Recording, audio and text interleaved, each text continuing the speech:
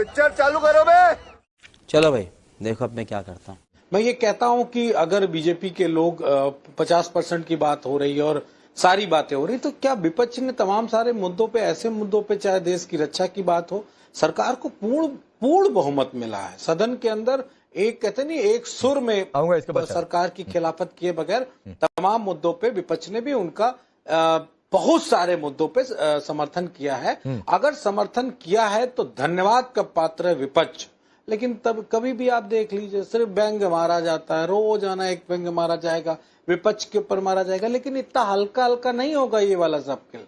आस्था पे कुठाराघात किया है, जानते हैं क्या हुआ? डकैती, चोरी समझते हैं, चोरी छोटी चीज है, प्रभु श्री राम के ट्रस्ट का चोरी हुआ।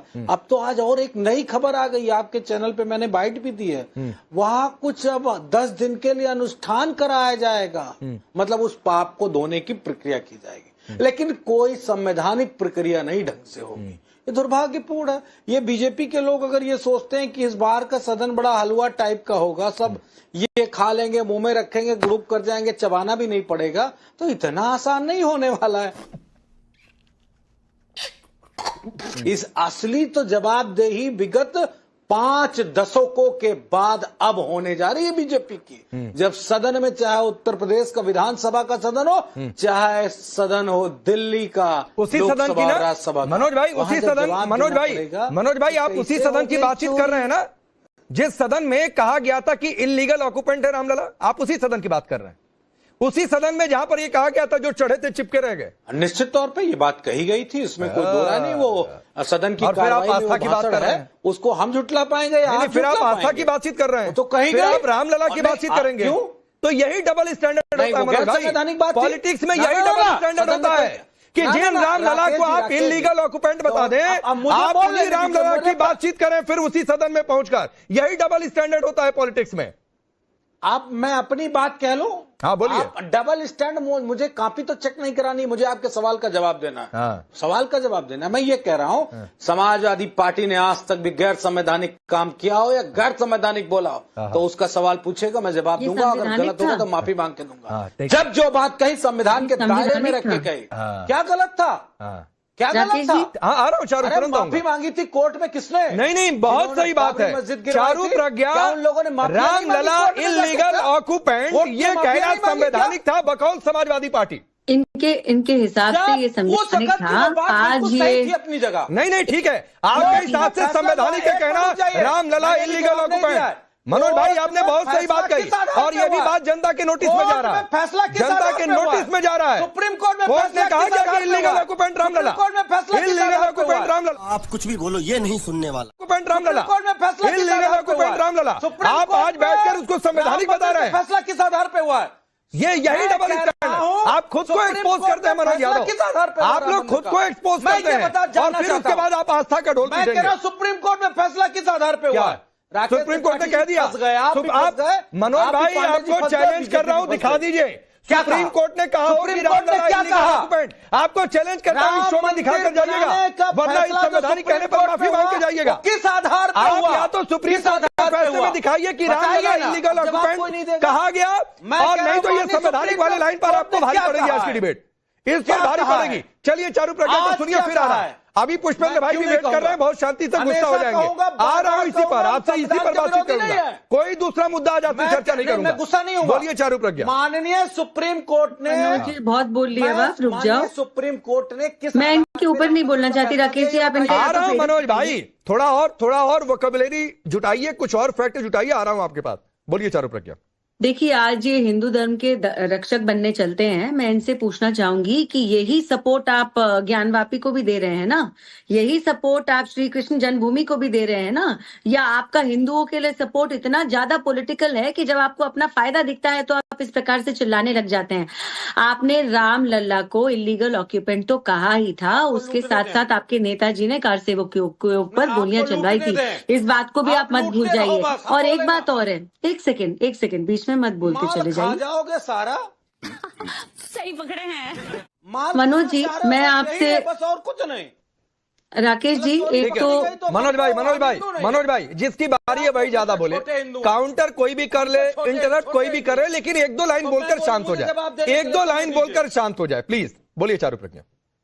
जी थोड़ी अपने आप भाषा पर संयम रखिए मनोज जी, क्योंकि अगर मैं पर्सनल होने लग जाऊंगी ना तो आप क्या, आपकी पार्टी का हर एक नेता मुंह छुपाता हुआ घूमने वाला है यहाँ पर, ठीक है ना। तो आपके तो जिस तरीके के कारनामे थे वो आप देश तो छोड़िए, भगवान जी के सामने हैं, आप उस बात को परे करिए। और अगर आपको आज रामलला की इतनी ज्यादा चिंता हो रही है, मैं बोल रही हूँ ना, वो सेम चिंता आप सेम लेवल की चिंता ज्ञानवापी के लिए भी दिखा दीजिए, बोलिए, सहयोग दीजिए, कृष्ण जी का नाम लीजिए, महादेव का नाम लीजिए, और उतना ही सपोर्ट आप कृष्ण जन्मभूमि के लिए, मथुरा के लिए दिखाइए, उतना ही सपोर्ट अभी आप ज्ञानवापी के लिए दिखाइए, वरना अपना मुंह बंद रखिए। अब मैं आपको चैलेंज करती हूँ, आप पहले अपना जवाब दें, फिर मैं आगे बोलूंगी। अभी मजा आएगा ना भिड़ो।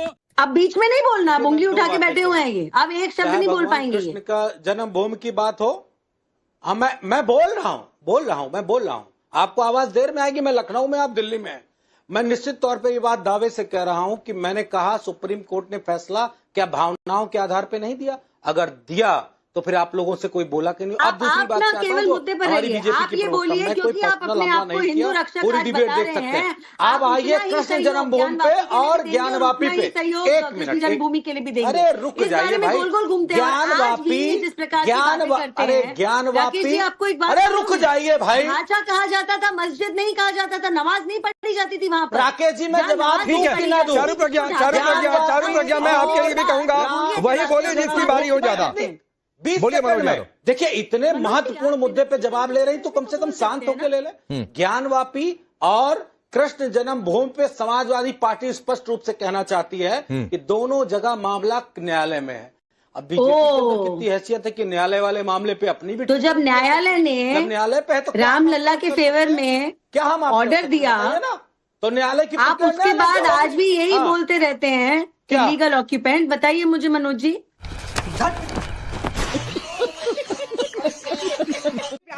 शुभ रास्ता।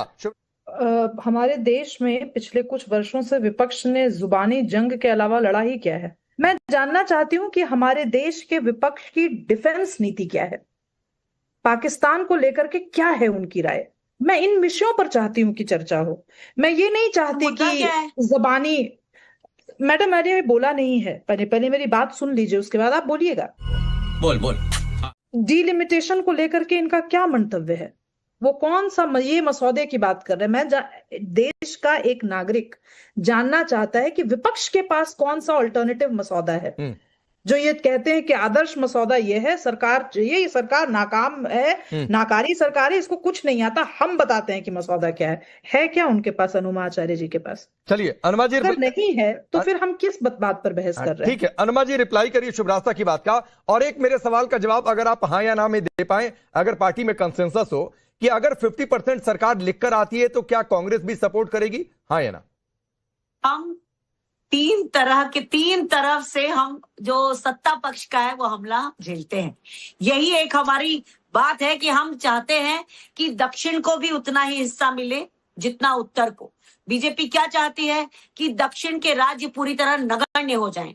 तो उनका जो आज राजनीतिक विश्लेषक के रूप में जो बीजेपी का एक प्रस्ताव लाया जा रहा है सामने, वो हमको दिख रहा है।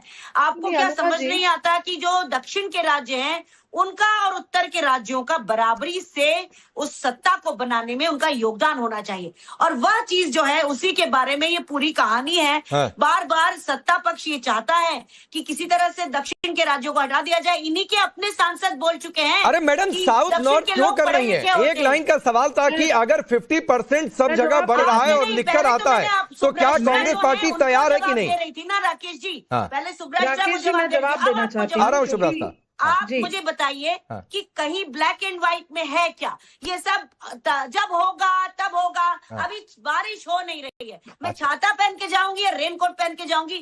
ये बात जो कल आपने सुनी है, किससे सुनी है आपने? इंडिया गठबंधन के घटक दल की नेता से सुनी है। वही बात मैं आपसे पूछना चाहती हूँ। अभी तो आपके पास कुछ है नहीं मसौदा, आप तो वही सूत्रों के हवाले से भी नहीं बता रहे। मैडम, वही इंडिया गठबंधन दल की नेता ने यह भी कह दिया था अनुमा जी कि अगर 50% की बात लिखकर आएगी तो हम उस पर विचार करेंगे।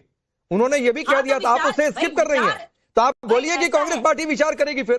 राकेश जी, विचार करने के लिए मसौदा सामने आना जरूरी है। इस सरकार की आदत है कि ये समझा नहीं है, ये मसौदे नहीं लेकर आती। आप पूछ किससे रहे हो? ठीक है, शिवराज साहब 30 सेकंड। किसी के ऊपर तंज कस करके अगर कांग्रेस को लगता है कि वो अपने डिफेंस सेक्टर में काम करने के बाद अगर उनको ये लगता है हनुमा आचार्य जी को कि वो किसी पे कुछ भी बोल के निकल जाएंगी, नहीं चुप रहिए, अब आपका समय खत्म हुआ और आपने अपना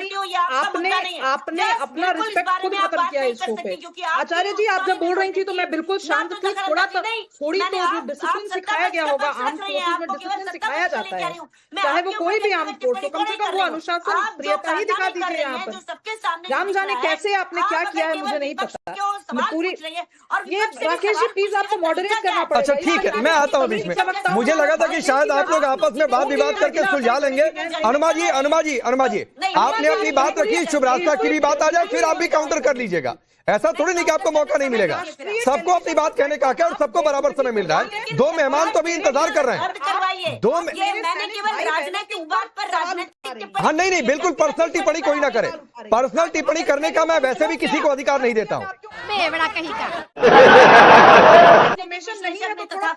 ठीक है, भाषा प्रधानमंत्री नरेंद्र मोदी की छोड़ा जाता है नेशनल टेलीविजन पर ताकि आप 2 महिलाओं को गाली दें और जाकर के पार्टी में 4 महिलाएं आपके लिए वाह मैडम वाह दीदी करें, तो आप ये बेहद शर्मनाक बात है। क्या आप थोड़ा भी आपके राकेश जी, क्या आपके चैनल पर इस तरह से बात होती है क्या? बौद्धिक रूप से चलिए, अब अनुमा जी का भी एक काउंटर आ जाए। अनुमा जी 30 सेकंड आप भी बोल लीजिए, फिर मैं आगे बढ़ता हूँ। 30 सेकंड आप भी बोलिए। बात यहाँ 30 सेकंड की काउंटर की नहीं है, यहाँ सबके सामने बहुत साफ है कि चूंकि दक्षिण भारत की जनसंख्या उतनी, कहाँ बोलने दे रहे हैं आप? 1 मिनट शिवराज साहब जी,